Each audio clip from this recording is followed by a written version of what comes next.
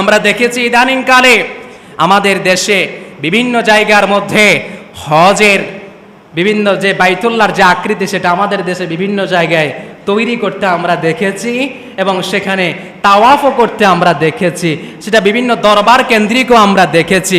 আপনারা যদি আল্লাহ এবং তার রসুলকে বিশ্বাস করেন উচ্চকণ্ঠে জবাব দিবেন, সেই বাইতুল্লাহর মতো সারা বিশ্বে যদি লক্ষ কোটি মিলিয়ন ট্রিলিয়ন অক্টেলিয়ন টাকা খরচ করে যদি কোনো ঘর নির্মাণ করা হয়, সেই বাইতুল্লাহর সমকক্ষ কি কোনো ঘর হতে পারবে? কোনো ঘর হতে পারবে? আর কোন ব্যক্তি যদি মনে করে সে বাইতুল্লাহ জিয়ারত আর বাংলাদেশে একটা বাইতুল্লাহর আকৃতি তৈরি করে জিয়ারত করার সমান, আল্লাহর কসম সে ইমানদার নয়, সে বেঈমান। যেই দরবার বলবে সেই দরবারের মধ্যে মুশরিক ঢুকেছে, শিরিক ঢুকেছে, আল্লাহ এবং তার রসুলের বিরুদ্ধে যত কারখানা আছে সব কারখানা সেখানে ঢুকেছে, ঠিক কিনা বলে? আল্লাহ তাদেরকে হেদায়েত দান করুক, বলেন আমিন।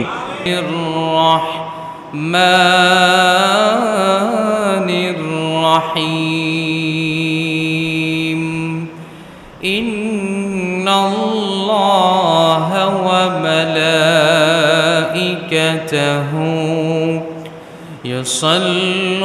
يصلون على النبي يا أيها الذين آمنوا صلوا عليه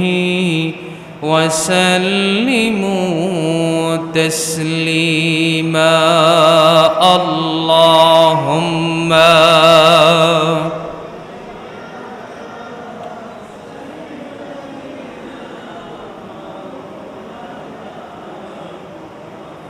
وعلى آل سيدنا মাওলানা। মেঘে ময়ূরী পশ্চিমেতে যে হয়, আমার সালাম নবীর দেশে দিও, রওজা জিয়ারতের আশায়, রওজা জিয়ারতের আশায় থাকি নিরন্তর, যেথায় আমার প্রিয় নবী ঘুমাই নিরন্তর। আল্লাহুম্মা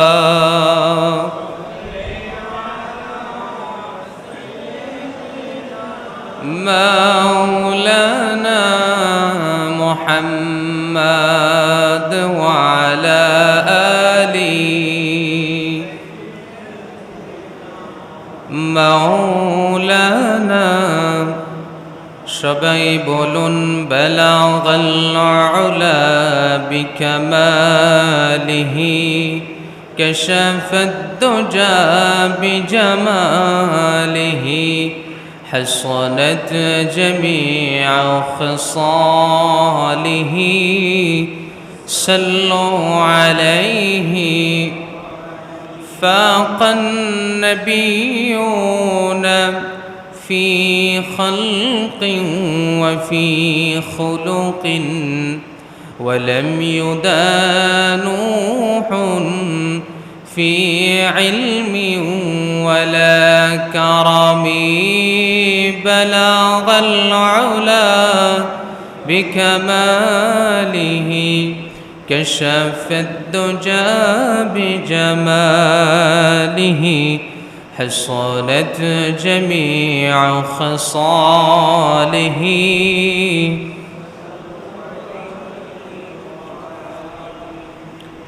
উপস্থিত সম্মানিত শ্রদ্ধেয় মুসলিমুন মুমিনুন মুত্তাকুন মুসল্লুন ভাই বন্ধুগণ, মসজিদের সবার আগে যারা এসেছেন, পরবর্তীতে যারা আসবেন, আমার শ্রদ্ধেয় মুরব্বিয়ানি এজম, সমবয়সী যুবক ভাইয়েরা, স্নেহের ছোট ভাইয়েরা, পর্দার অন্তরাল থেকে যারাই শুনছেন, আলোচনার প্রারম্ভিকতায় সেই সুমহান সত্তার দরবারে শুকরিয়া আদায় করি, যিনি আমাকে আপনাকে পবিত্র দিন ইয়াউমুল জুমআ নামাজ আদায়ের লক্ষ্যে মসজিদে সবার আগে আসার তৌফিক দিয়েছেন, আলোচনায় শামিল হওয়ার তৌফিক দিয়েছেন। সেজন্য রব্বে করিমের দরবারে হৃদয়ের সবটুকু হীনমন্যতাকে ঝেড়ে ফেলে দিয়ে আল্লাহ সুবহানাহু ওয়া তাআলাকে খুশি করার জন্যে আমরা সবাই সমস্বরে এক আওয়াজে সবাই বলছি আলহামদুলিল্লাহ। লক্ষ কোটি দুরুদ এবং সালামের হাদিয়া পেশ করছি আমাদের প্রিয় নবী রহমাতাল লিল আলামিন জনাবে মুহাম্মদুর রাসূলুল্লাহ সাল্লাল্লাহু আলাইহি ওয়াসাল্লামের রওজা থারে আল্লাহুম্মা সাল্লি ওয়া সাল্লিম ওয়া বারিক আলা নাবিয়িনা ওয়া সাইয়্যিদিনা ওয়া হাবিবানা ওয়া মাওলানা মুহাম্মদ। প্রিয় ভাইয়েরা, আপনারা সবাই কেমন আছেন? আপনারা সবাই কেমন আছেন? আমাদেরকে ভালো রেখেছেন কে? সে আল্লাহ তাআলার জন্য আবারও খুশি হয়ে বলি আলহামদুলিল্লাহ। যেহেতু মাহে জিলকাদ চলছে, হাজি সাহেবানরা মক্কাতুল মুআজ্জামা এবং মদিনাতুল মুনাওয়ারার দিকে ছুটে চলছেন।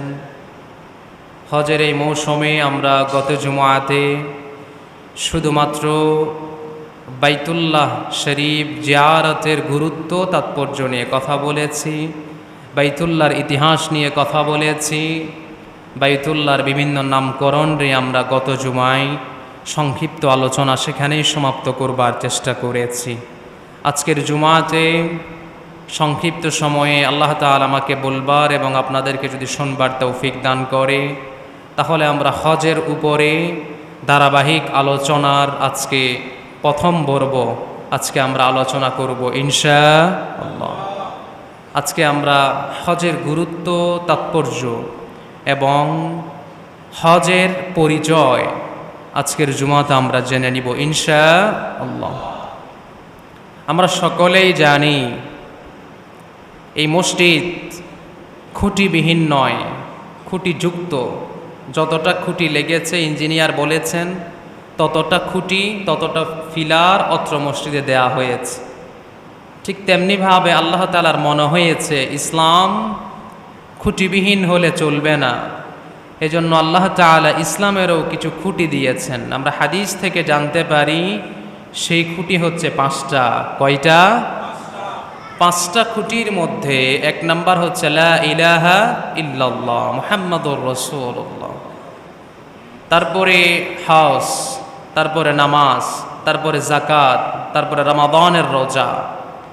এখানের মধ্যে 5টি খুঁটির মধ্যে ঈমান আনায়ন করা এবং নামাজ পড়া, এই 2টা জিনিস ধনী গরিব, বেঠে লম্বা সাদা কালো যে কোনো বয়সের প্রাপ্তবয়স্ক হলেই ঈমান তো আগে আনতেই হবে, আর নামাজ প্রাপ্তবয়স্ক হওয়ার সাথে সাথেই নিঃশ্বাস বন্ধ হওয়া পর্যন্ত এই 2টো কাজ আমাদেরকে করে যেতে হবে।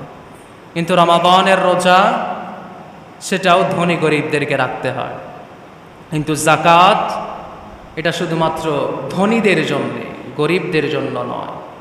ঠিক তেমনিভাবে এই হজ ধনীদের জন্য, গরিবদের জন্য নয়। নেশাব পরিমাণ সম্পদের মালিক হলে পরে হজ ফরজ হয়, সেটা আমরা একটু পরে আলোচনা করছি। প্রিয় ভাইয়েরা, এই হজ এই শব্দটি হচ্ছে আরবি। আমরা রোজা বলি, নামাজ বলি, এগুলো হচ্ছে ফার্সি শব্দ। এগুলো আমাদের কাছে পরিচিত সলাত হিসাবে নয়, নামাজ হিসাবে, সিয়াম হিসাবে নয়, রোজা হিসাবে। কিন্তু হজ এটাকে আমরা হজ হিসাবেই চিনি, এটাকে আমরা আরবিতে নামকরণ হিসাবে এটাকে আমরা সবাই চিনি। হজ মূলত এটা হচ্ছে একটা আরবি শব্দ। এটার অর্থ হচ্ছে সংকল্প করা, ইচ্ছে প্রকাশ করা এবং প্রদক্ষিণ করা এবং দৃঢ় সংকল্প করা। আর শরীয়তের পরিভাষায় এই হজ কাকে বলা হয়? নির্দিষ্ট দিনে একটু মনোযোগ দিয়ে শুনতে হবে। নির্দিষ্ট দিনে নির্ধারিত বিষয়সমূহ আল্লাহ তাআলার নৈকট্য লাভের উদ্দেশ্যে যারা যারা পালন করবে, এই পালন করাকে বলা হয় হাজ। সুবহানাল্লাহ পড়েন। আবার শরীয়তের পরিভাষায় আর একটা সংজ্ঞা দেয়া যায়, হজের যেই দিনগুলো অর্থাৎ 8 জিলহজ থেকে 12 জিলহজ পর্যন্ত মক্কাতুল মুআজ্জামায় অবস্থান করে হজের কার্যাবলী সম্পাদন করাকেই হজ বলা হয়। এবং এই হজের কিছু প্রকার আমরা জেনে নেই। হজ হচ্ছে মূলত 3 প্রকার। হজ কয় প্রকার? 3 প্রকার। এক নাম্বার হচ্ছে হজ্জে তামাত্তু। হজ্জে তামাত্তু কাকে বলা হয়? বাংলাদেশি যে সমস্ত হাজি সাহেবানরা হজ করতে যায় সবাই কিন্তু হজ্জে তামাত্তুই করে। কারণ হজ্জে তামাত্তুর সংজ্ঞা হচ্ছে, প্রথমে আপনি এই দেশ থেকে আপনি মক্কার দিকে যখন যাবেন তখন আপনি ওমরার নিয়ত করবেন। আমরা তো স্বাভাবিকভাবে হজ করতেই যাচ্ছি, কিন্তু আপনি হজের নিয়ত করবেন না, আপনি নিয়ত করবেন এহরাম পরে ওমরার। আপনি মক্কাতুল মুআজ্জামায় যাবেন, সেখানে গিয়ে ওমরা করে আপনি হালাল হয়ে যাবেন, অর্থাৎ এহরাম খুলে ফেলবেন, স্বাভাবিক কাপড় পরিধান করবেন। আবার যখন হজের সময় চলে আসবে তখন আপনি আবার এহরাম পরে মিকাত থেকে আপনি আবার হজ শুরু করবেন। এটাকে বলা হয় হজ্জে তামাত্তু। আর হাদিসের মধ্যে এসেছে 3 প্রকারের হজের মধ্যে সর্বোত্তম হজ হচ্ছে হজ্জে তামাত্তু। সুবহানাল্লাহ পড়েন, এটা মনে রাখবেন। 2 নাম্বার হচ্ছে হজ্জে ইফরাত। হজ্জে ইফরাত কাকে বলে? এটা হচ্ছে 8 জিলহজ থেকে হজ শুরু হয়। আপনি হজের আগে কোনো ওমরা করবেন না, সরাসরি এহরাম বাঁধবেন হজের জন্য। অর্থাৎ এটা ভিন্ন দেশের মানুষের জন্য খুব একটা সহজ নয়। যারা মক্কাতে অবস্থান করে তাদের জন্য এটা সহজ। তারা হজের সময় আসলে সুন্দর করে তারা মিকাতে চলে যায়, মিকাত থেকে যার যেই মিকাত অর্থাৎ এহরাম বাঁধার স্থান, এটাকে মিকাত বলে, ওই মিকাত থেকে তারা এহরাম বেঁধে তারপরে তারা হজ সম্পাদন করে, এটাকে বলা হয় হজ্জে ইফরাত। 3 নম্বরে হচ্ছে হজ্জে কেরান। এই হজ্জে কেরান কাকে বলা হয়? একই এহরামে ওমরাও করবে হাজও করবে। অর্থাৎ 8 জিলহজ থেকে হজ শুরু, আপনি এমন সময়ে মক্কাতে প্রবেশ করতে হবে যা আপনি ওমরা যেদিন শেষ সেদিন থেকে যেন আপনার হজ শুরু করতে পারেন। অর্থাৎ আপনাকে যেন এহরামটা না খুলতে হয়, একই এহরামে যেন ওমরা এবং হজ করতে পারেন, এটাকে বলা হয় হজ্জে কেরান। আর এই হজ্জে ইফরাত, হজ্জে তামাত্তু, হজ্জে কেরান, এই 3টা হজের মধ্যে সর্বোত্তম যে হজ সেটা হচ্ছে হজ্জে তামাত্তু। আল্লাহ তাআলা আমাদেরকে করবার সবাইকে তৌফিক দান করুন, আমিন। আশা কোরআন এবং হাদিসের আলোকে হজ্জের গুরুত্ব জেনে নেওয়ার চেষ্টা করব ইনশাআল্লাহ। আল্লাহ সুবহানাহু ওয়া তাআলা বলছেন, ওয়ালিল্লাহি আলান নাসি হিজ্জুল বাইতি মান ইসতাতাআ ইলাইহি সাবিলা। জোরে বলুন আল্লাহু আকবার। আল্লাহ তাআলা বলছেন ওই ব্যক্তির উপরে হাজ ফরজ। কোন ব্যক্তির উপরে? যেই ব্যক্তি বাংলাদেশ থেকে সে যেখানে থাকুক না কেন সেখান থেকে সে হজ করতে যাবে। হজ করতে যাওয়ার যেই পরিমাণ টাকা প্রয়োজন, যেই পরিমাণ ধন সম্পদের প্রয়োজন, তার কাছে সেই পরিমাণ ধন সম্পদ থাকতে হবে। শুধু যাওয়ার নয়, আসারও থাকতে হবে। এবং সেখানে যতদিন অবস্থান করবে ততদিন যেন সে সুন্দরভাবে খেতে পারে, সেই ব্যবস্থা, সেই ধনসম্পদ তার কাছে থাকতে হবে। শুধু তাই নয়, সে যে তার পরিবার বিভিন্ন দেশে রেখে গিয়েছেন, যদি বাংলাদেশ থেকে যায় বাংলাদেশে তার পরিবার আছে, ভিন্ন দেশ থেকে গেলে ভিন্ন দেশে তার পরিবার আছে, তার পরিবাররাও যেন সে হজ থেকে আসা পর্যন্ত সুন্দরভাবে তারা চলাফেরা করতে পারে, খাবার দাবার গ্রহণ করতে পারে। এমন অবস্থা যদি কোনো মানুষের উপর তৈরি হয়, আল্লাহ ঘোষণা করেছেন তার উপর আল্লাহ তাআলা হজ ফরজ করে দিয়েছেন। সুবহানাল্লাহ। এই রিপিট আবার বলি, হজ কার উপরে ফরজ?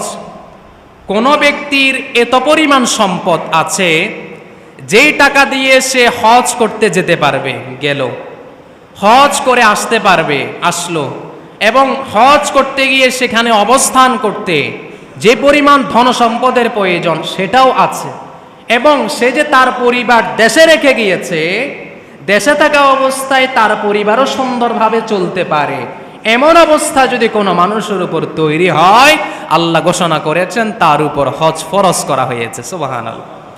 কথাগুলো খুব সূক্ষ্ম, কিন্তু বুঝতে হবে আমাদেরকে। প্রিয় ভাইয়েরা, এই হাজ সবার উপরে ফরজ নয়। এই যে আমি একটা সিকোয়েন্স বললাম, একটা সিস্টেম বললাম, এই সিস্টেম যাদের উপরে বর্তাবে তাদের উপরে হজ ফরজ। আল্লাহ তাআলা যাদের উপরে হজ ফরজ তাদেরকে দ্রুত হজ করবার তৌফিক দান করুন, আমিন। প্রিয় ভাইয়েরা, এই হজ্জের কিছু ফরজ আছে এবং এই হজ্জের কিছু ওয়াজিব আছে। হজের ফরজ হচ্ছে 3টা, জোরে বলেন কয়টা? 1 নাম্বার হচ্ছে এহরাম বাঁধা, এহরাম আপনাকে বাঁধতেই হবে। 2 নাম্বারে হচ্ছে আরাফার ময়দানে অবস্থান করা। 3 নাম্বারে হচ্ছে তাওয়াফুজ জিয়ারা, অর্থাৎ ফরজ তাওয়াফ করা। এটা হচ্ছে হজের ফরজ। তাহলে হজের ফরজ কয়টা? 3টা। এবার হচ্ছে হজের ওয়াজিব। হজের ওয়াজিব হচ্ছে 6টা। 1 নাম্বার, আমাকে আপনাকে প্রথমেই সাফা মারওয়া সাই করতে হবে, এটা হচ্ছে হজের ওয়াজিব। এর আগে একটা মাসালা আপনাদেরকে বলে রাখি, কোনো ব্যক্তি হজের ফরজ সম্পাদন করলো না, তার হজ হবে না। কিন্তু ওয়াজিবগুলা থেকে যদি তার একটা ওয়াজিব ছুটে যায়, সে দম দেওয়ার মাধ্যমে, পশু কোরবানি করার মাধ্যমে, সিস্টেমেটিক সিকোয়েন্স অনুযায়ী তার হজ আল্লাহর দরবারে কবুল হয়ে যাবে। সুবহানাল্লাহ। এটা নামাজের ক্ষেত্রেও, নামাজের কোনো ফরজ যদি আপনি ছেড়ে দেন, আপনার নামাজকে আবার পুনরায় রিপিট করে পড়তে হবে। কিন্তু ওয়াজিব ছুটে গেলে সাহু সেজদার মাধ্যমে নামাজ ঠিক হয়ে যায়। সুবহানাল্লাহ। অতএব ফরজের ক্ষেত্রে কোনো কম্প্রোমাইজ ইসলাম করে নাই। ফজর ওয়াজিব 6টার মধ্যে 1 নাম্বার হচ্ছে সাফা মারওয়া সাই করতে হবে। 2 নাম্বার হচ্ছে উকুফে মুজদালিফা, অর্থাৎ মুজদালিফার যে ময়দান সেখানে অবস্থান করতে হবে। 3 নাম্বার হচ্ছে মিনার মধ্যে যে শয়তানকে পাথর নিক্ষেপ করতে হয় সেটা করতে হবে, না হলে হজ হবে না। তারপরে হজ্জে তামাত্তু, অর্থাৎ যারা বাংলাদেশ থেকে হজ করতে যায় তারা স্বাভাবিকভাবে হজ্জে তামাত্তু করে, তাদেরকে বিদায়ী তাওয়াফ করতে হবে, এটা হচ্ছে হজ্জের ওয়াজিব। তারপরে হচ্ছে এহরাম খোলার পূর্বে মাথা মুন্ডন করতে হবে। মাথা মুন্ডন না করলে হজের ওয়াজিব আপনার তরক হয়ে যাবে। এবং 6 নাম্বার হচ্ছে মক্কার বাইরে যে সমস্ত লোকরা যারা আছে, অর্থাৎ বাংলাদেশ, ভারত, মক্কার বাইরে যত দেশ আছে, সমস্ত দেশ থেকে যারা যাবে তারা বিদায়ী তাওয়াফ করতে হবে। এবং ওমরার ক্ষেত্রে ওমরার ফরজ হচ্ছে 2টা। ওমরার ফরজ কয়টা? হজের ফরজ কয়টা? 3টা। ওমরার ফরজ হচ্ছে 2টা। 1 নাম্বার হচ্ছে এহরাম পরিধান করতে হবে, 2 নাম্বার হচ্ছে তাওয়াফ করা। এটা হচ্ছে ওমরার ফরজ। এবং ওমরার ওয়াজিবও 2টা। 1 নাম্বার হচ্ছে সাফা মারওয়া সাই করা, আর 2 নাম্বার হচ্ছে মাথা মুন্ডন করা, মাথার চুল ফেলে দেওয়া। আল্লাহ তাআলা হজের ফরজ এবং ওমরার ফরজ জানার মাধ্যমে আমাদেরকে সুন্দরভাবে হজ সম্পাদন করবার তৌফিক দাও, বলেন আমিন। প্রিয় ভাইয়েরা, আমরা এখন হজের গুরুত্ব সম্পর্কে কিছু জেনে নেওয়ার চেষ্টা করব। আল্লাহ সুবহানাহু ওয়া তাআলা বলছেন, وَأَتِمُّوا الْحَجَّ وَالْعُمْرَةَ لِلَّهِ فَإِنْ أُحْصِرْتُمْ فَمَا اسْتَيْسَرَ مِنَ الْهَدْيِ। আল্লাহ সুবহানাহু ওয়া তাআলা বলছেন, তোমরা যারা নিয়ত করেছো আল্লাহর ঘর তথা বাইতুল্লাহর জিয়ারত করবা, তোমরা সবাই বাইতুল্লাহর জিয়ারত সম্পন্ন করে ফেলেন। আর কোন ব্যক্তি বাইতুল্লাহর জিয়ারতের ইচ্ছা প্রকাশ করেছে আর সে বাইতুল্লাহ যাওয়া তার পক্ষে সম্ভব নয়, বাইতুল্লাহ যাওয়ার ক্ষেত্রে আসা যাওয়া তার জন্য নিরাপদ নয়, এরকম যদি হয়, নবী করিম সাল্লাল্লাহু আলাইহি ওয়াসাল্লাম বলছেন, সে বাইতুল্লাহ যদি আসা যাওয়াটা নিরাপদ না হয়, সে যদি দেশে থাকে সে আল্লাহর রাস্তায় কোরবানি করবে। সুবহানাল্লাহ পড়েন। এই যে করোনা আমাদের দেশ থেকে কিছুদিন আগে বিদায় নিল, এই করোনাতে হজ আমরা যেতে পারি নাই, কিন্তু অনেকের উপর হজ ফরজ হয়েছে। তারা যেহেতু হজে যেতে পারে নাই, তাদেরকে আল্লাহ সুবহানাহু ওয়া তাআলা বলছেন এটা তাদের জন্য একটা বাধা, এটা তারা নিয়ত করেছিল কিন্তু বাধার কারণে তারা যেতে পারে নাই, কিন্তু পরবর্তীতে যেন তারা যাওয়ার চেষ্টা করে। প্রিয় ভাইয়েরা, এই হজের ফজিলত সম্পর্কে নবী করিম সাল্লাল্লাহু আলাইহি ওয়াসাল্লাম বলছেন, গভীর মনোযোগ, মান হাজ্জা লিল্লাহি ফালাম ইয়ারফুথ ওয়ালাম ইয়াফসুক রাজা কায়াউমিন ওয়ালাদাতহু উম্মুহু। নবী করিম সাল্লাল্লাহু আলাইহি ওয়াসাল্লাম বলছেন, কোন ব্যক্তি হজ করলো আর তার হজটা কবুল হয়ে গেল, আর তার হজ যদি কবুল হয়ে যায়, নবী করিম সাল্লাল্লাহু আলাইহি ওয়াসাল্লাম ঘোষণা করেছেন, মায়ের পেট থেকে সদ্য ভূমিষ্ঠ সন্তানের যেভাবে গুনাহ থাকে না, কোন ব্যক্তির যদি হজ কবুল হয়ে যায় তারও সেরকম আর কোনো গুনাহ বাকি থাকে না। সুবহানাল্লাহ। সদ্য ভূমিষ্ঠ জাত সন্তানের মতো নিষ্পাপ হয়ে যায়। আল্লাহ তাআলা আমাদেরকে প্রত্যেককে হজ করবার তৌফিক দাও, মুহাব্বতের আওয়াজে বলেন আমিন। আমার প্রিয় ভাইয়েরা, হজের 2 নাম্বার ফজিলত, হজ যেই ব্যক্তি করল আর যেই ব্যক্তির হজ কবুল হয়ে গেল, আর আল্লাহ তাআলা ঘোষণা করেছেন তার প্রতিদান হচ্ছে সরাসরি জান্নাত। সুবহানাল্লাহ। عن أبي هريرة رضي الله تعالى عنه قال قال رسول الله صلى الله عليه وسلم قال العمرة إلى العمرة كفارة لما بينهما। কোন ব্যক্তি একটা উমরা করলো, একটা উমরা মধ্যবর্তী কিছু গুনাহ করলো, আবার পরবর্তী আরেকটা উমরা করলো, নবী করিম সাল্লাল্লাহু আলাইহি ওয়াসাল্লাম বলছেন, এক উমরা এবং আরেক উমরার মধ্যবর্তী যত গুনাহ করেছে, 2 উমরার কারণে আল্লাহ তাআলা তার সমস্ত গুনাহকে মাফ করে দেয়। সুবহানাল্লাহ। আর 2 নম্বরে বলা হচ্ছে, ওয়াল হাজ্জুন মাবরুরুন লাইসা লাহু জাযাউন ইল্লাল জান্নাহ। কোন ব্যক্তির কপালে যদি হজ্জে মাবরুর নসিব হয়ে যায়, আর আল্লাহ তাআলা ঘোষণা করেছেন তার হজ্জে মাবরুর নসিব হলো, আর হজ্জে মাবরুরের বিনিময়ে তাকে যিনি জান্নাত দান করে দিবেন, আওয়াজ দিয়ে বলেন তো তিনি কে? আমার প্রিয় ভাইয়েরা, আর হজের 2 নম্বরের যে ফজিলত সেটা হচ্ছে, কোন ব্যক্তি হজ করার আগে অনেক পরিমাণ গুনাহ করেছে, কিন্তু নবী করিম সাল্লাল্লাহু আলাইহি ওয়াসাল্লাম বলছেন হজ তার পূর্ববর্তী সমস্ত গুনাহগুলোকে ধ্বংস করে দেয়। সুবহানাল্লাহ পড়েন।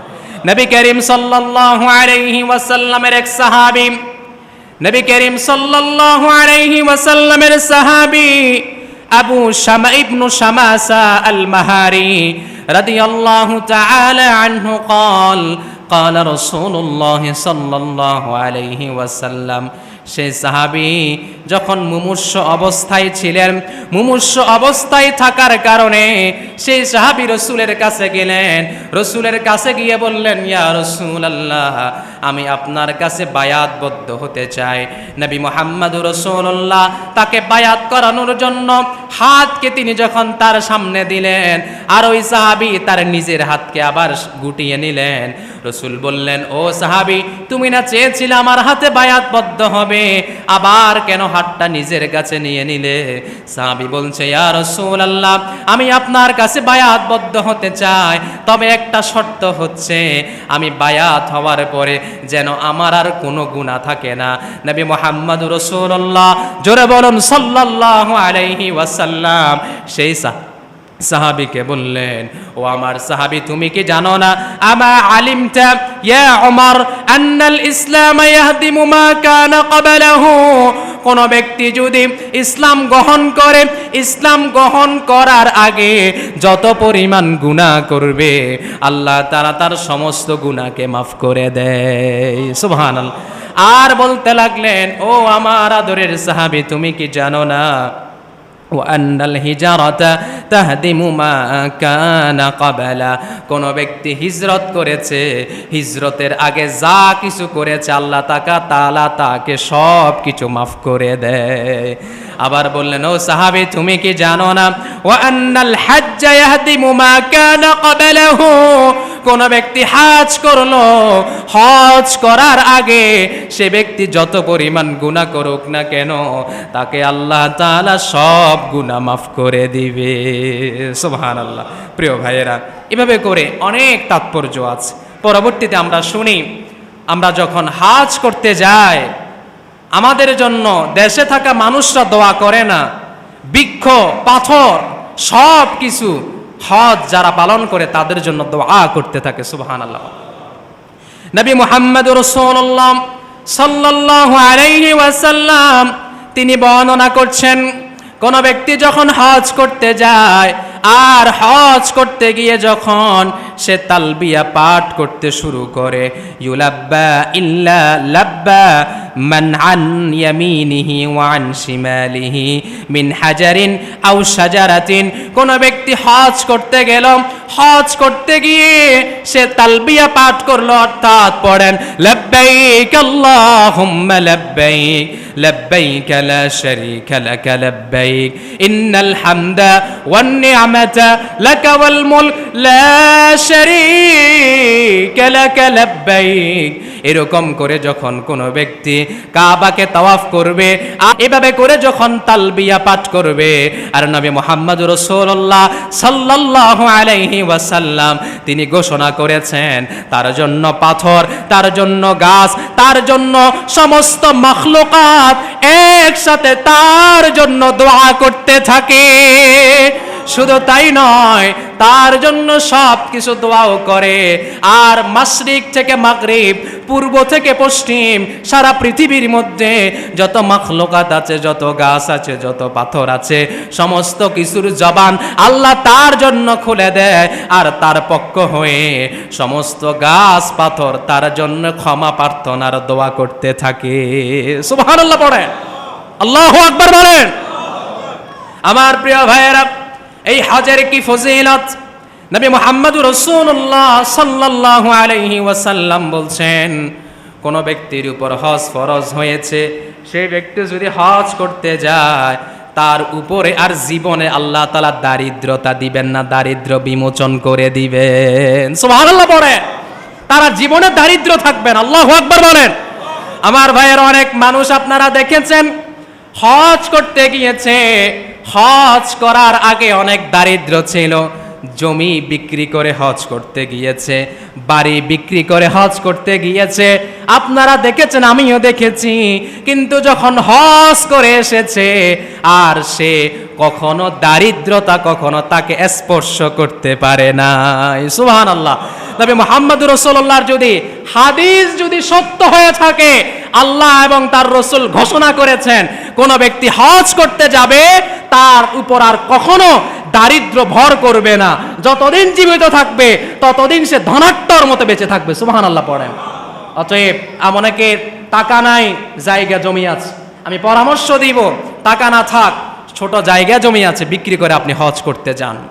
কারণ এই হজ কি জিনিস সেটা আপনি সেখানে গেলে বুঝবেন, যাওয়ার আগে বুঝবেন না। প্রিয় ভাইয়েরা, যখন সেখানে যাবেন তখন আপনি কল্পনা অতীত চিন্তা করবেন, এ জমি, এ জায়গা, এ বাড়ি আমি মরে গেলেই তো শেষ। কিন্তু আপনি কত গুনাহ করেছেন জীবনে, একবার হজ করতে যান, আল্লাহর কসম, আল্লাহ ঘোষণা করেছেন আপনার সগীরা, কবীরা, শিরিক, বেদাত যত গুনাহ আছে সমস্ত গুনাহ আল্লাহ মাফ করে দিবে। সুবহানাল্লাহ।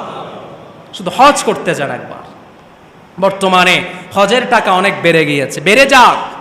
আমরা বিভিন্ন দেশ অ্যানালাইসিস করে আমি যেটা দেখেছি, বাংলাদেশ, পাকিস্তান, অন্য অন্য রাষ্ট্র যেগুলো বাংলাদেশ থেকে দূরত্ব কম, সেগুলোর বাংলাদেশ থেকে দূরত্ব আরো কম, সেগুলোর হজের টাকা আরো কম। কিন্তু বাংলাদেশ থেকে আমাদের বাইতুল্লাহ জিয়ারতের যে দূরত্ব, সেটা পাকিস্তান থেকে কম, সেটা ইন্দোনেশিয়া থেকে কম, আরো বিভিন্ন রাষ্ট্র থেকে কম, কিন্তু সেখানে হজের টাকা অত্যন্ত কম নিচ্ছে। কিন্তু আমাদের বাংলাদেশে সে টাকা বেশি করে বৃদ্ধি করে দেওয়া হয়েছে, কিছু টাকা কমিয়েছে আমরা শুনতে পেরেছি। প্রিয় ভাইয়েরা, যারা আল্লাহর ঘরের পাগল, নবী মুহাম্মদুর রাসূলুল্লাহ সাল্লাল্লাহু আলাইহি ওয়াসাল্লামের রওজা জিয়ারতের পাগল, তাদেরকে 8 লাখ 10 লাখ হজের টাকা বৃদ্ধি করে দিলেও যারা নিয়ত করেছে, তাদেরকে কখনো হজ করা থেকে তাদেরকে কখনো কেউ ঠেকিয়ে রাখতে পারবে? আমরা দেখেছি ইদানিংকালে আমাদের দেশে বিভিন্ন জায়গার মধ্যে হজের বিভিন্ন যে বাইতুল্লাহর যে আকৃতি সেটা আমাদের দেশে বিভিন্ন জায়গায় তৈরি করতে আমরা দেখেছি এবং সেখানে তাওয়াফও করতে আমরা দেখেছি, সেটা বিভিন্ন দরবার কেন্দ্রিকও আমরা দেখেছি। আপনারা যদি আল্লাহ এবং তার রসুলকে বিশ্বাস করেন উচ্চকণ্ঠে জবাব দিবেন, সেই বাইতুল্লাহর মতো সারা বিশ্বে যদি লক্ষ কোটি মিলিয়ন ট্রিলিয়ন অক্টেলিয়ন টাকা খরচ করে যদি কোনো ঘর নির্মাণ করা হয়, সেই বাইতুল্লাহর সমকক্ষ কি কোনো ঘর হতে পারবে? কোনো ঘর হতে পারবে? আর কোন ব্যক্তি যদি মনে করে সে বাইতুল্লাহ জিয়ারত আর বাংলাদেশে একটা বাইতুল্লাহর আকৃতি তৈরি করে জিয়ারত করার সমান, আল্লাহর কসম সে ইমানদার নয়, সে বেঈমান। যেই দরবার বলবে সেই দরবারের মধ্যে মুশরিক ঢুকেছে, শিরিক ঢুকেছে, আল্লাহ এবং তার রসুলের বিরুদ্ধে যত কারখানা আছে সব কারখানা সেখানে ঢুকেছে, ঠিক কিনা বলে? আল্লাহ তাদেরকে হেদায়েত দান করুক, বলেন আমিন। আপনারা অনেকে প্রশ্ন করেন, খতিব সাহেব মাঝে মধ্যে গরম করে কথা বলে, এটা নবী মুহাম্মদ রাসূলুল্লাহর একটা সুন্নাত। নবী মুহাম্মদ রাসূলুল্লাহ যখন আস্তে আস্তে কথা বলতেন তখন নবী মুহাম্মদ রাসূলুল্লাহর কথা শুনে সাহাবা আজমাইনরা অন্তরটা শীতল হয়ে যেত। আর নবী মুহাম্মদ রাসূলুল্লাহ যখন রাগ হয়ে যেতেন তখন তার রক্তের, তার যে রগ আছে, রগের শিরা উপশিরার মধ্যে কি প্রবাহিত হচ্ছে সেটা পর্যন্ত সচক্ষে সাহাবীরা দেখতে পেতেন। সুবহানাল্লাহ, কেমন রাগ হতেন নবী মুহাম্মদ রাসূলুল্লাহ। অতএব ইসলাম যেখানে রাগ সেখানে রাগ, যেখানে হাসি সেখানে হাসি, সেটার নাম ইসলাম। পড়েন আলহামদুলিল্লাহ। প্রিয় ভাইয়েরা, যে কথা বলতে চেয়েছিলাম, হাজির সম্মানে বৃক্ষরাজিরা পর্যন্ত তাদের জন্য দোয়া করতে থাকে। এবং এই হজ যারা দরিদ্র আছেন পারলে একবার হজ করেন, জীবনে আর আমাকে আপনাকে দরিদ্র স্পর্শ করতে পারবে না ইনশাআল্লাহ। নবী মুহাম্মদুর রাসূলুল্লাহ সাল্লাল্লাহু আলাইহি ওয়াসাল্লাম বলছেন, ওয়ালাইসা লিল হাজ্জাতি আল মাবরুরাতি সাওয়াবুন ইলাল জান্নাহ। কোন ব্যক্তির অত্যন্ত দরিদ্রতা রয়েছে, সে ব্যক্তি হজ করলো, হজ করার কারণে নবী মুহাম্মদ রাসূলুল্লাহ ঘোষণা করেছেন তাকে কখনো আর দরিদ্র স্পর্শ করতে পারবে না। পড়েন সুবহানাল্লাহ। হজ হচ্ছে অন্যতম একটা শ্রেষ্ঠ আমল, হজের চেয়ে শ্রেষ্ঠ আমল আর নেই। নবী মুহাম্মদ রাসূলুল্লাহর সাহাবী নবী মুহাম্মদ রাসূলুল্লাহর সামনে আসলেন, সামনে এসে জিজ্ঞেস করলেন, সুইলান নবী সাল্লাল্লাহু আলাইহি ওয়াসাল্লাম আইয়ুল আ'মালি আফদল। ইয়া রাসূলুল্লাহ, ইসলামের মধ্যে যত আমল আছে সে আমলগুলোর মধ্যে কোন আমলটা সর্বশ্রেষ্ঠ? নবী মুহাম্মদ রাসূলুল্লাহ তিনি জবাব দিলেন, ঈমানুন বিল্লাহি ওয়া রাসূলি।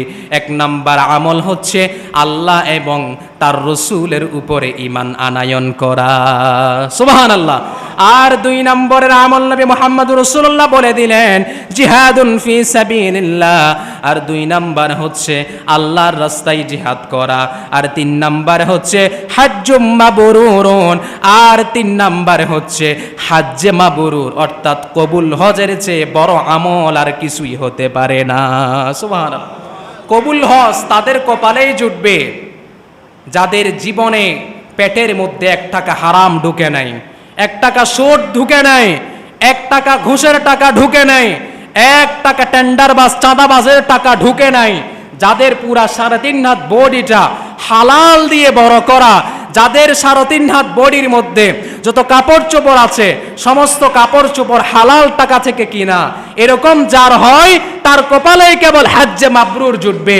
না হলে হারাম টাকা দিয়ে আপনি প্রত্যেক বছর হজ করতে পারেন কিন্তু আপনার কপালে হজ্জে মাকবুল জুটবে না, আপনার গুনাহ আল্লাহ মাফ করবে না। ঘোষণা করেছেন কে? হালাল টাকা দিয়ে হজ করতে যায় এমন মানুষ এখন আমরা চাইলে গনে গনে নিতে পারবো। আল্লাহ তাআলা আমাদেরকে যদি হজ করতে যায় হালাল টাকা দিয়ে যেন হজ করবার তৌফিক দাও, বলেন আমিন। হারাম টাকা দিয়ে আমরা হজ করতে চাই না, ঠিক কিনা বলেন? হারাম টাকা দিয়ে হজ করে কোনো লাভ নাই, এটা শুধুমাত্র টাকা নষ্ট হবে। প্রিয় ভাইয়েরা, এবং নবী মুহাম্মদ রাসূলুল্লাহ সাল্লাল্লাহু আলাইহি ওয়াসাল্লাম বলছেন, যারা হজ করতে যায় তারা সরাসরি কোনো মানুষের মেহমান না, তারা হচ্ছে আল্লাহর মেহমান। আপনারা খুশি হন নাই? সুবহানাল্লাহ পড়েন। নবী মুহাম্মদ রাসূলুল্লাহ সাল্লাল্লাহু আলাইহি ওয়াসাল্লাম তিনি এভাবে বলছেন, ওয়াফদুল্লাহি সালাসাতুন, 3 জন হচ্ছে আমার মেহমান। এক নম্বর হচ্ছে আল গাজী, যে ব্যক্তি যুদ্ধ করতে গেল, যুদ্ধ করার পরে সে মুনাফিকি করে ফিরে আসে নাই, যুদ্ধের ময়দানে ইসলামকে জিতিয়ে রেখে তারপরে সে যুদ্ধের ময়দান থেকে পিছপা হয়েছে, সে হচ্ছে আল্লাহ তাআলার মেহমান। দুই নম্বর হচ্ছে ওয়াল হাজ, ওই হাজি যে আল্লাহ তাআলার সন্তুষ্টির জন্য হজ করতে যায়। আমি হজ করতে যাচ্ছি, লোকে আমাকে আল হাজ বলবে, লোকে আমাকে হাজি বলবে, এই নিয়তে নয়, আল্লাহ তাআলাকে খুশি করার জন্য যে হজ করতে যাবে সে আল্লাহর সরাসরি মেহমান। ওয়াল মুআতামির, এবং যে সরাসরি আল্লাহর সন্তুষ্টির জন্য উমরা করতে যাবে সে আল্লাহ তাআলার মেহমান হয়ে যাবে। সুবহানাল্লাহ। আরেক বর্ণনায় এসেছে যারা মসজিদে আসে তারা সরাসরি আল্লাহর মেহমান। সুবহানাল্লাহ পড়েন। আপনারা যারা এখানে বসে আছেন সবাই কার মেহমান? কার মেহমান? সুবহানাল্লাহ কি বলবেন না? এবং নবী মুহাম্মদ রাসূলুল্লাহ ঘোষণা করেছেন, জোরে বলুন না সাল্লাল্লাহু আলাইহি ওয়াসাল্লাম। তিনি ঘোষণা করেছেন কোন ব্যক্তি হজ করতে বের হলো, হজ করতে বের হয়ে সে ধরেন তার বাসা পশ্চিম খুলশিতে, সে হজের নিয়তে সবাই থেকে বিদায় নিয়ে ওয়াল্লেসের মোড়ে গিয়ে মৃত্যুবরণ করলো, নবী মুহাম্মদ রাসূলুল্লাহ ঘোষণা করেছেন হজ করলে যে পরিমাণ সওয়াব তার আমলনামার মধ্যে সেই পরিমাণ সওয়াব দিয়ে দেওয়া হবে। আল্লাহু আকবার বলেন। আপনারা, আমি মসজিদে এসেছি, নিয়ত করে এসেছি মসজিদে আসব, মসজিদে আসার মাঝপথে আপনি মৃত্যুবরণ করেছেন, আল্লাহর জান্নাত আমার আপনার জন্য অপেক্ষা করতেছে। মসজিদে এসেছেন, বসে আছেন, মৃত্যুবরণ করেছেন, আল্লাহর জান্নাত অপেক্ষা করতেছে। সুবহানাল্লাহ। এটা কিন্তু ঘরের মধ্যে মৃত্যুবরণ করলে সেরকম হাদিস নাই, শুধুমাত্র মসজিদে মৃত্যুবরণ করলে এরকম হাদিস আমার আপনার জন্য নবী মুহাম্মদ রাসূলুল্লাহ সাল্লাল্লাহু আলাইহি ওয়াসাল্লাম তিনি দিয়ে দিয়েছেন। মুহাব্বতের আওয়াজে বলবেন না সুবহানাল্লাহ। শুধু তাই নয়, যারা হজ করতে যায় তাদের প্রশংসা করে সমস্ত ফেরেশতারা। আল্লাহ ফেরেশতাদেরকে সামনে ডাকেন, সামনে ডাকার পরে বললেন, ও আমার ফেরেশতারা, ওই যে আরাফার ময়দানে যে রোদ পড়ছে, রোদের মধ্যে আমার কিছু বান্দারা আমি আল্লাহ তাআলার কাছে কি চাই তোমরা কি জানো নাকি? আল্লাহ তো সব কিছু জানে, তারপরে একটু ফেরেশতাদেরকে সাক্ষী করতে চায়। আল্লাহ বললেন, ও আমার ফেরেশতারা একটু দেখো না তারা কি চায়। আল্লাহ তাআলাকে ফেরেশতারা বলে, ও আল্লাহ তাআলা, তারা তো কিছুই চায় না, তারা তাদের গুনাহগুলোকে মাফ চায়। আল্লাহ বলে, ও ফেরেশতারা, তোমাদের সামনে আমি অমুক অমুক হাজির প্রশংসা করলাম, আর অমুক অমুক হাজিকে তোমাদেরকে সাক্ষী রেখে আমি আল্লাহ মাফ করে দিলাম। জোরে বলবেন না সুবহানাল্লাহ। প্রিয় ভাইরা, এবং হজ করতে গিয়ে যে ব্যক্তি মৃত্যুবরণ করবে কাল কিয়ামতের ময়দানে সে স্বাভাবিক মানুষের মতো উঠবে না, সে তালবিয়া পাঠ করতে করতে কিয়ামতের ময়দানে উপস্থিত হবে। শুধু তাই নাই, নবী মুহাম্মদ রাসূলুল্লাহ সাল্লাল্লাহু আলাইহি ওয়াসাল্লাম এক সাহাবী হজ করতে গিয়ে মৃত্যুবরণ করলেন, আর নবী বললেন, ও আমার সাহাবীরা, তোমরা চুলার মধ্যে গরম পানি দাও আর সেখানে বড়ই পাতা দাও, বড়ই পাতা দিয়ে গরম পানি করে তাকে গোসল দাও। গোসল শেষ করা হলো এবং আমাদের প্রিয় নবী ওই সাহাবীকে বললেন, আমার কাছে নিয়ে আসো। স্বাভাবিকভাবে কোন মানুষ যখন মারা যায় তাকে কয় কাফনে দাফন করা হয়? জোরে বলেন, কয় কাফন? আমার খুলশির মুসল্লিরা সবাই এক একটা আলেম হতে হবে, ইসলামের বিষয় আপনাদেরকে জানতে হবে। তাহলে যারা স্বাভাবিকভাবে মারা যায় তাদেরকে কয় কাফনে তাদেরকে কাফন দেওয়া হয়? পুরুষ। কিন্তু সেই সাহাবী যখন হজ করতে গিয়ে মারা গেলেন, আমার প্রিয় নবী বললেন, ও সাহাবীরা, তোমরা তাকে 3 কাফনে তাকে কাফন পরাইও না, সে যেহেতু এহরামে পড়েছে 2 কাফন, তোমরা তাকে 2 কাফন দিয়ে তোমরা তাকে কবরে শোয়াইয়া দাও। সুবহানাল্লাহ। শুধু তাই নয়, স্বাভাবিক মানুষ যখন মারা যায় আমরা কাফনের মধ্যে তাকে বেঁধে তার মাথা সহ ঢেকে দেই, কিন্তু বললেন যারা হজ করতে গিয়ে মারা যাবে তাদের মাথাও তোমরা ঢাকতে পারবে না, কাফনের মধ্যে তোমরা সুগন্ধিও লাগাতে পারবে না। সুবহানাল্লাহ। সুগন্ধিও লাগানো যাবে না, 3 কাফনও দেওয়া যাবে না, 2 কাফন দিবেন এবং মাথাটাও ঢাকা যাবে না, কারণ তারা তো স্বাভাবিক মৃত্যু নয়, হজ করতে করতে তারা মারা গিয়েছে। আর যখন তারা আল্লাহর যখন ডাকবেন, তারা যখন উঠবে, তারা বলতে থাকবে, পড়েন লাব্বাইক আল্লাহুম্মা লাব্বাইক লাব্বাইক লা শারীকা লাক লাব্বাইক ইন্নাল হামদা ওয়ান নি'মাতা লাকা ওয়াল মুলক লা শারীকা লাক। তারা এভাবে তালবিয়া পাঠ করতে করতে তারা উঠবে, পড়েন সুবহানাল্লাহ। আল্লাহ আমাদেরকে হজ করা অবস্থায় মৃত্যু দাও, বলেন আমিন। আমরা হজ করা অবস্থায় মৃত্যু চাই কি চাই না? আল্লাহ কবুল করুক, বলেন আমিন। আর বাইতুল্লাহ হচ্ছে এমন একটা ঘর, আমরা স্বাভাবিকভাবে অত্র মসজিদে যদি আজকে জুমার নামাজ আদায় করি, 1 ওয়াক্ত জুমার নামাজ আদায় করার সওয়াব পাবো। কিন্তু বাইতুল্লাহতে গিয়ে যদি জুমার নামাজ আদায় করি, ভিন্ন কোনো ওয়াক্তের নামাজ আদায় করি, 1 ওয়াক্ত নামাজ পড়বো, 1 লক্ষ বার নামাজ পড়ার সওয়াব পাবো। একটু মহাব্বতের আওয়াজে বলবেন না সুবহানাল্লাহ। অতএব আমরা এসে হজে যেতে চাই কি চাই না? চাই কি চাই না? আল্লাহ তাআলা কবুল করুক, বলেন আমিন। প্রিয় ভাইয়েরা, অনেক কথা আমরা যেহেতু পর্বভিত্তিক আলোচনা করবার চেষ্টা করব, অতএব আজকে আমরা এতটুকুতে সমাপ্ত করছি। পরবর্তী জুমাতে আমরা তার ধারাবাহিকভাবে আমরা সামনের দিকে অগ্রসর হব, হজ সম্পর্কে আমরা জানব। আজকে যা বলেছি, যা শুনেছি, আল্লাহ তাআলা আমি গুনাহগারকে এবং আপনাদেরকে আমল করবার তৌফিক দান করুন। মহাব্বতের আওয়াজে বলেন আমিন।